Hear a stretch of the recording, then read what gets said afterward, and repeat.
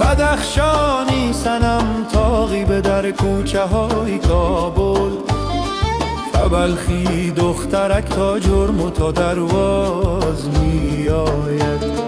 به لحن محروخان ساده و صاف سمرقندی، سرود رودکی در پرده اعجاز می آید.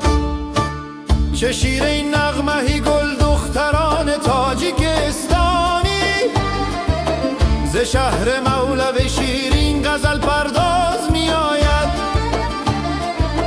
ز مشهد تا بخارا و ز طوس و رشت تا زابل، صدایی همدلی از یک دل و یک ساز می آید. بلی خورشید بر می تابد و این مجدد دارد که خراسان را شکوه و شأن و شوکت باز می آید.